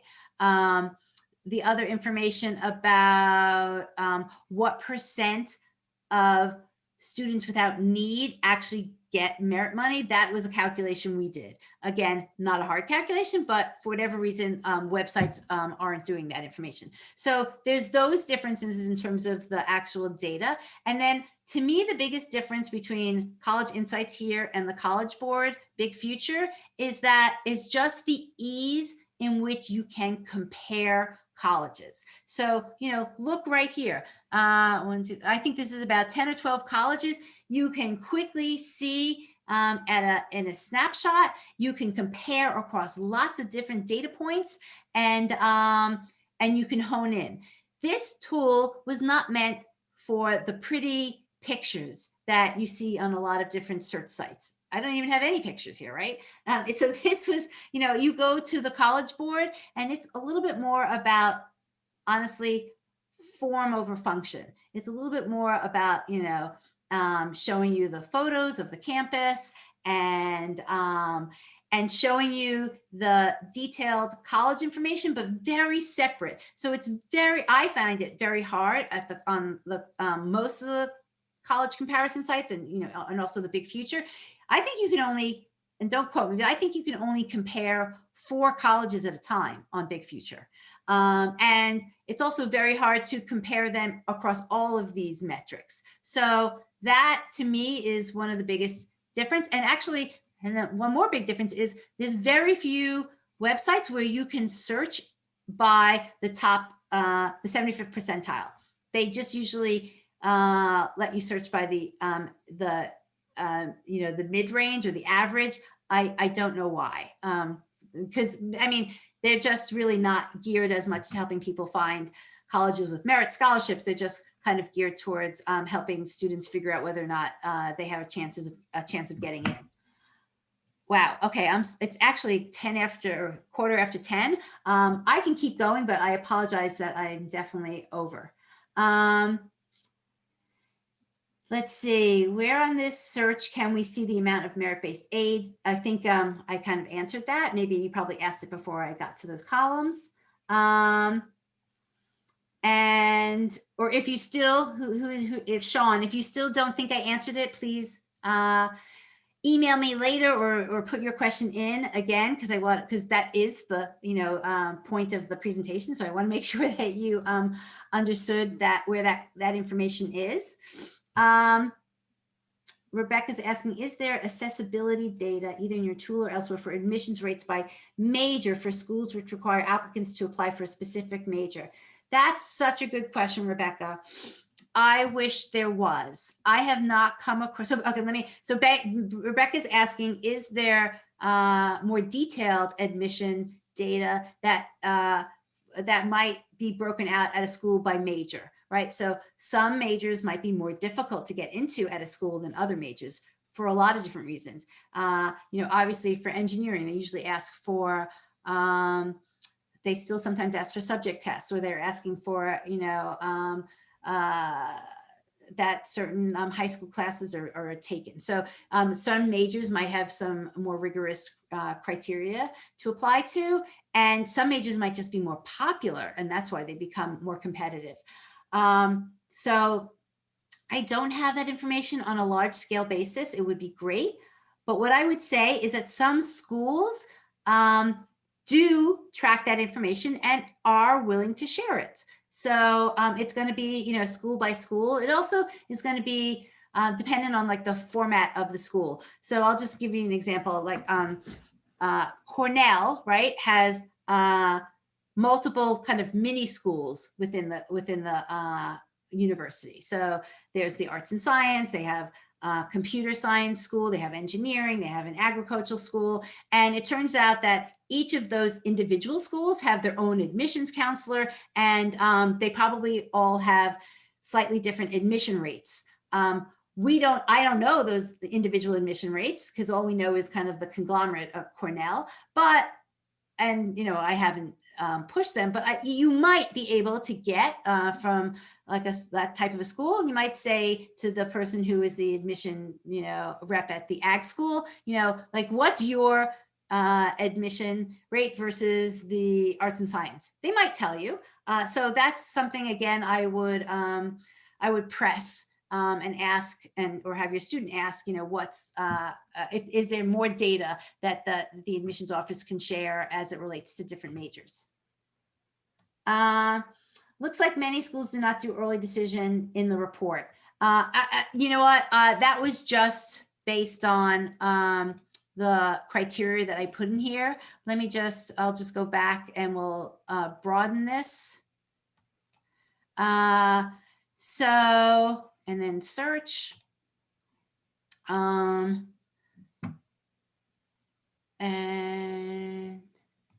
oops, let's have them all come up. Okay, just give it like a few seconds for it to load.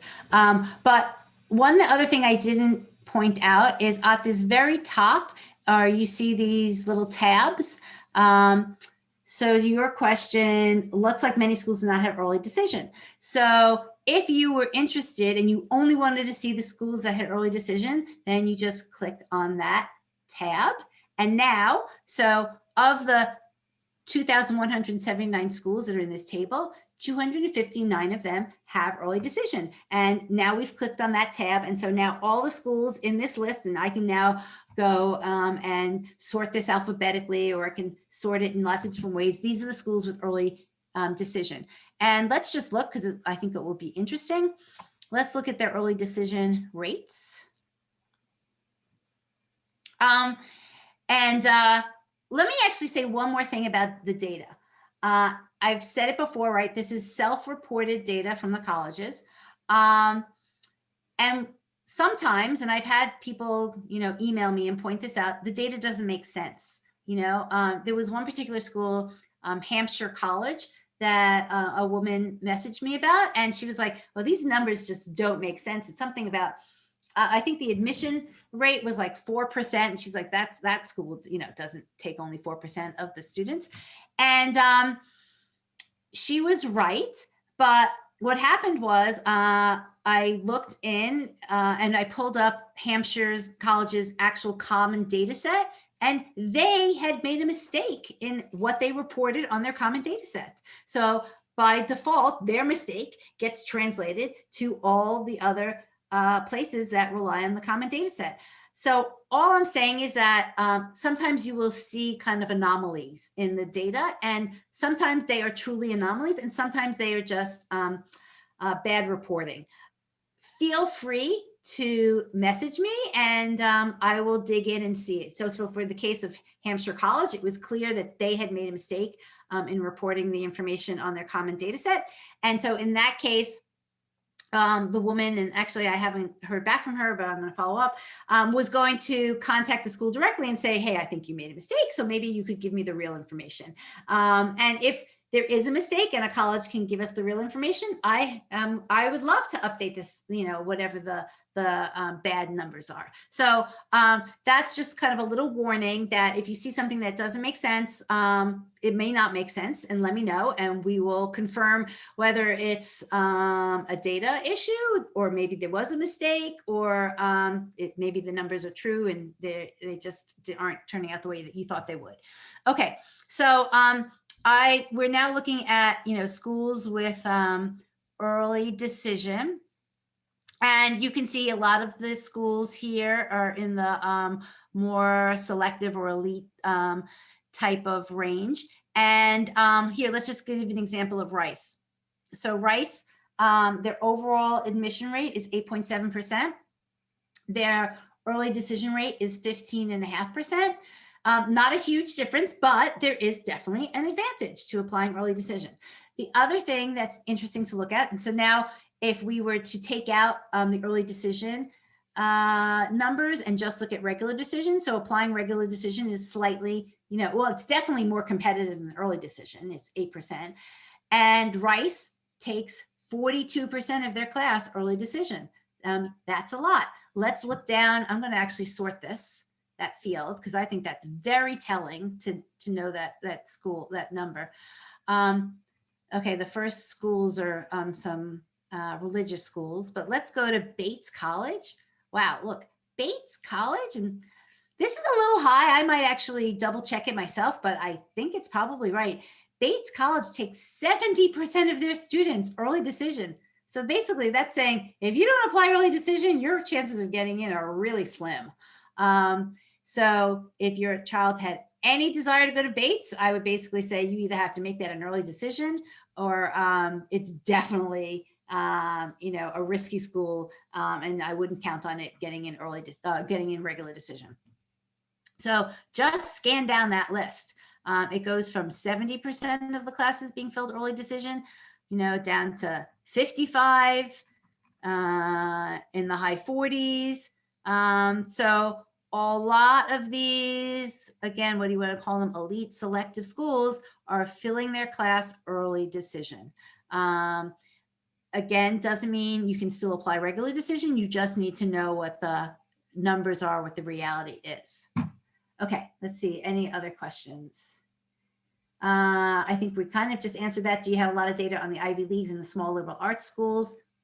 We have whatever data there is available. We've got them for all the different types of schools. So yes, we have data for the Ivies and the small liberal arts schools. Will it hurt our chances of getting merit-based aid if our CSS says under supplemental source of funds that the parents are able to pay is equal or more than the cost of attendance? So Janet's asking basically, if you're filling out the financial aid forms, will that hurt your students' chances of getting merit scholarships? Yes and no. In your case, what you're saying is that it's likely that you're not going to be eligible for any need-based aid. So if you're not eligible for need-based aid, they're actually going to probably, for the purposes of merit scholarship, ignore the CSS profile, and they are just truly going to award the merit scholarships based on the merit, based on your students' academic achievements. There are some schools that, this is where the term need blind comes in, or I don't know why. Sorry, I'm getting late. There's another term where basically they are looking at your need, but making some decision on it. Some schools are looking at, maybe not so much to give merit money, but they're looking at need when they're making a determination of admissibility. So if they have two students that are academically very close, and the big difference is that one student has more financial need than another, they may not take the student with more financial need. And for a lot of reasons, I heard one person describe it actually in a positive way, that a school may not take the student with financial need, because if the school knows that they cannot meet that student's financial need, then they don't want the student to come and then not be able to finish up their 4 years at college. So they're kind of by default, the college is making the decision by not that, that even though that the student could do well there, but because financially they can't make it, then they're not accepting them. So I would say that in most cases, if your EFC is above the cost of attendance, then that's not being looked at in terms of whether or not your student is going to be eligible for merit scholarships. What's really only going to determine that is, their academics, their stats, and any sort of application that they have to fill out. Can you get merit aid if you do not fill out the FAFSA? Absolutely. But I will say it's just the opposite. Some schools require that the family fills out the FAFSA to be eligible to receive merit scholarships. And the real reason for that, behind that, is that schools who are giving out their own money for merit want to make sure that families aren't eligible for actually need-based money. So that's sometimes the only reason why they're asking you to fill out the FAFSA, is they just want to make sure that you weren't eligible for another pot of money that they might have used. And so they just want to confirm that by seeing your FAFSA. And once that's confirmed, then they're not really looking at the FAFSA to make a determination. But so I just put that out as a caveat to just double check if the school is asking families to fill out the FAFSA, even if they aren't going to get need-based aid, but they are asking about it before they are going to give out merit scholarships. So not all do, but some do. So just cover your bases and make sure that you know that answer. Can you apply to 10 schools on the FAFSA? If you add new ones as a school removed, do not see the FAFSA application. You can add your 10 schools to FAFSA, and then when you need to add an 11th school, 12th school, you can take off the school, and the FAFSA information is sent to the schools, and so they have a repository of the information, and I wouldn't worry about it. They are getting it. So if you need to add more schools and take off some schools, you're fine.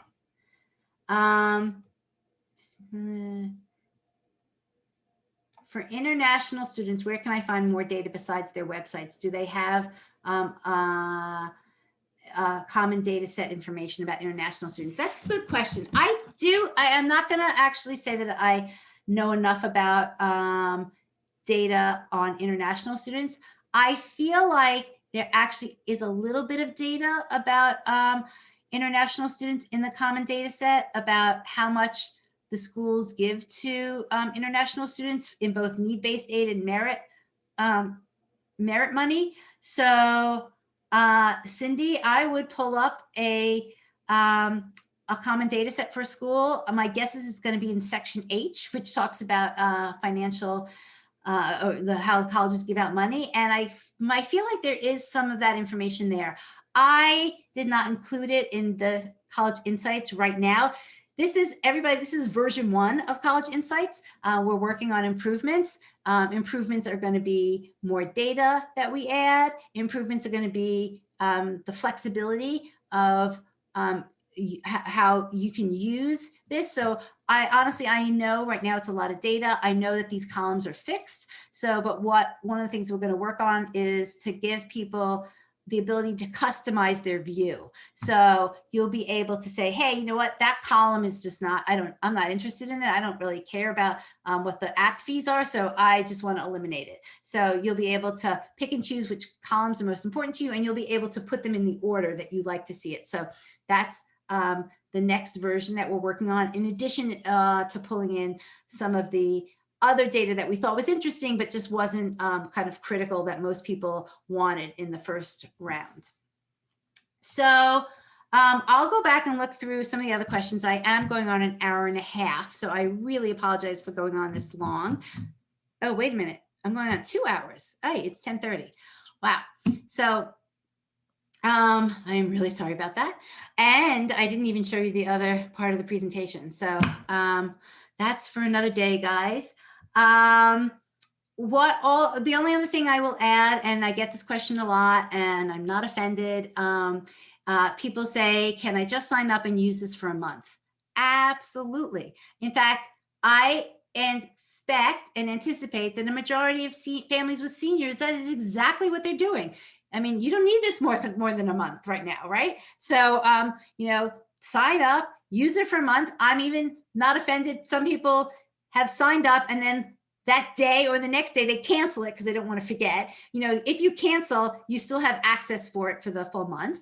So do that. I mean, I want people to kind of use it and kind of do this last minute double check, right? Last minute double check on the schools that are on your kids list, and also the, hey, did we miss anything that's out there?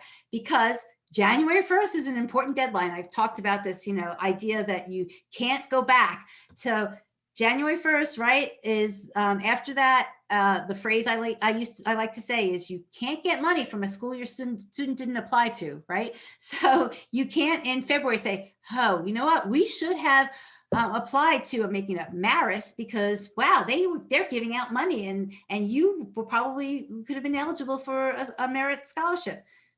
You might have gotten it, but in February, it's too late. So that's why doing this research and especially doing it right before the January 1st deadline is so important. What else do I have to say? Great. Thank you, James. I'm glad that this is helpful to everybody. You know, I just found that this is the type of stuff that all parents should know about. And it's kind of like, you know, hopefully you see now that when you have this data, when you understand the process, it's really not hard. You just, you know, didn't know how it worked before. But now that you know how it worked, to me, I think it's kind of like a game. You know, now you know the rules of the game. So play the game, you know what I mean? And play it to your advantage. That's the way I look at it. Okay. Hopefully everybody have a good night. Feel free to message me if you end up, you know, using it and you still have questions, no problem. I have gotten lots of emails with some really good questions. I actually got an email today from a woman and I loved it. She was asking me really good details about like what some of the columns mean. I thought that was great. So she obviously was digging in and really wanted to understand, you know, particularly she was very interested in the loans and what the that loan data meant. So good luck. I actually probably will do another version of this like next week. You know, maybe I'll do the other half of the presentation, but I know that, and I've mixed it up. This one I did at night. Last week I did one during the day. So sometimes people can come at different times. And so I'll probably do like 3 more of these before the end of the year, just for anybody that missed one or has some questions that we can try and answer. Okay, everybody. Good night. See you soon. Oops.